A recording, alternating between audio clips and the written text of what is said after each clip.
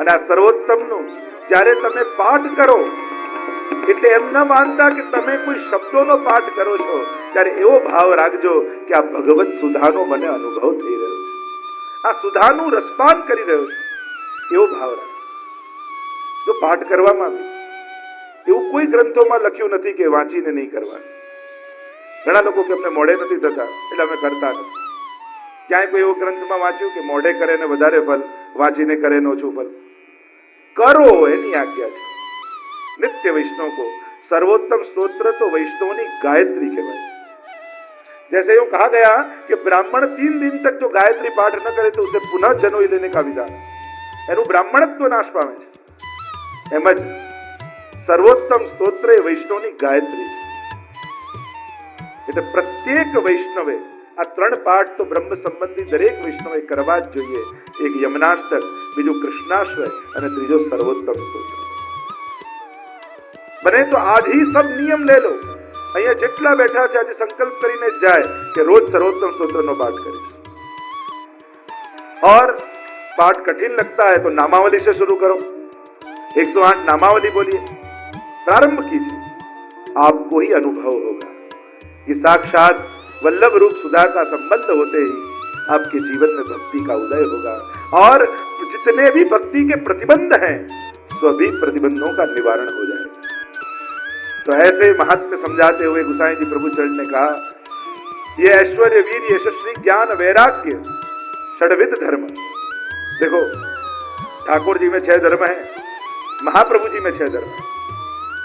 महाप्रभु जी के स्वरूप, नाम और लीला को समझने के लिए, गुण को समझने के लिए, नाम, गुण और स्वरूप, ये तीनों को समझने के मतलब महाप्रभु जी के स्वरूप का संपूर्ण आराधन करने के लिए गुसाई जी प्रभु चरण ने 3 स्तोत्र हमको दिए.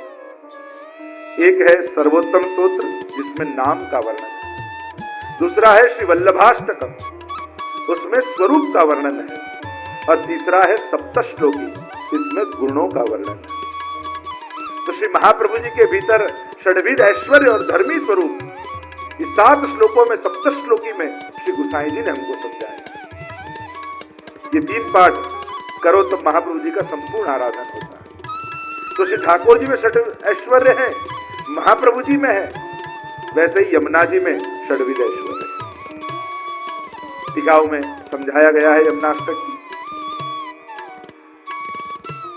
इस प्रकार 6 श्लोकों में महात्मा का वर्णन करते हुए अब गुसाई जी प्रभु चरणों को जो दिव्य नामों का दर्शन हुआ, उन नामों का गान करते हुए श्री गुसाई जी प्रभु चरण के मुख से सर्वप्रथम नाम निकला, आनंदाय नमः.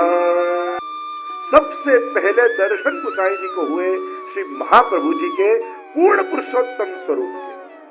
देखो ये पहले 3 नाम मुख्य हैं और 35-35 नाम इन तीनों के सहायक हैं. आनंदाय, परमानंदाय और श्री कृष्णास्याय नमः. तो आनंद, परमानंद और श्री कृष्णास्य, ये 3 नाम धर्मी रूप, प्रधान रूप, और 35-35 नाम इन तीनों के सहायक. तो 35 ने 3 વાર ગુણાકાર કરો તો થાય 105, અને એમાં 3 નામ ઉમેરો તો થાય 108. તો આ 3 નામ મુખ્ય છે.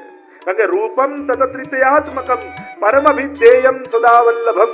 જો ત્રિતયાત્મક સ્વરૂપની વાત આપણે સ્વરૂપ ધ્યાન સમયે કરી, એ ત્રિતયાત્મક સ્વરૂપનું વર્ણન આ 3 નામમાં, આનંદ, પરમાનંદ અને શ્રી કૃષ્ણ.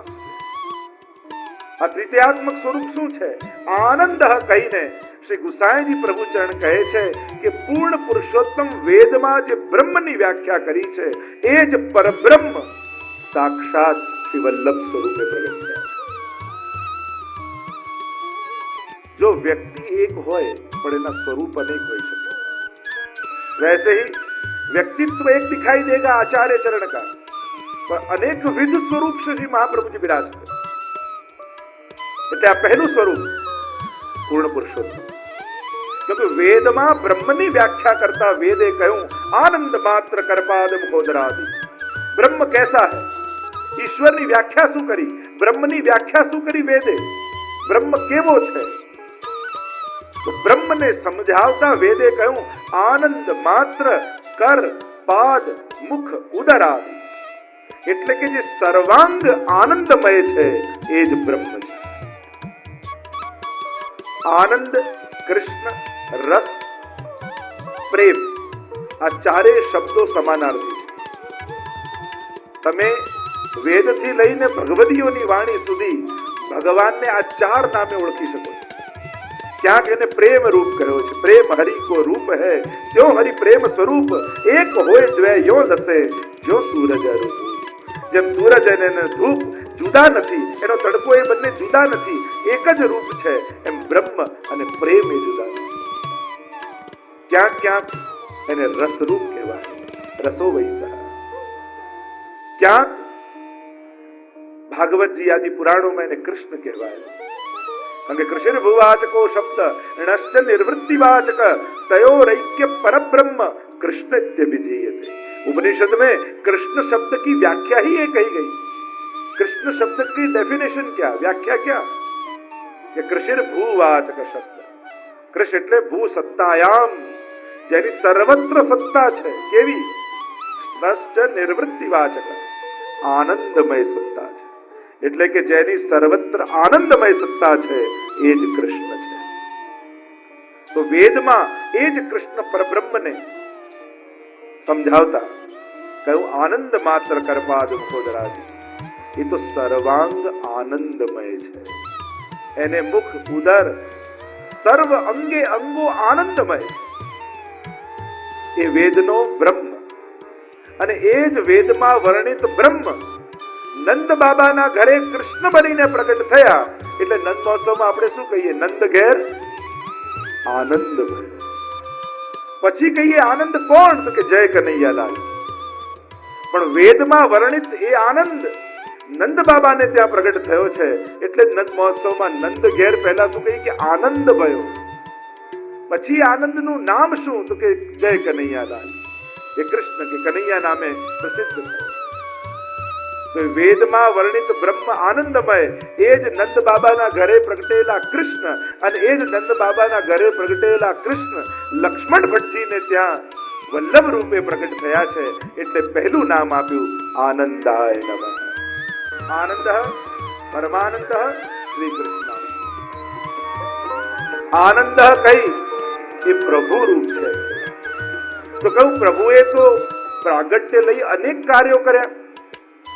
તમે દસમા સ્કંદમાં જોવા જાવ તો શરૂઆતની લીલાઓમાં ઠાકોરજી પ્રગટ થયા અને વ્રજમાં પ્રધાન 14 કાર્યો શ્રી ઠાકોરજી કર્યા. 14 પ્રકારની વિશેષ લીલાઓ કરી. તો આ સાક્ષાત એ જ સ્વરૂપ હોય તો એમણે એવી લીલાઓ કરી? આચાર્યો કહે હા, જેવી લીલાઓ ઠાકોરજી વ્રજમાં પ્રગટ થઈને કરી એવી જ લીલા શ્રી મહાપ્રભુજી ભૂતલ પર પ્રગટ થઈ.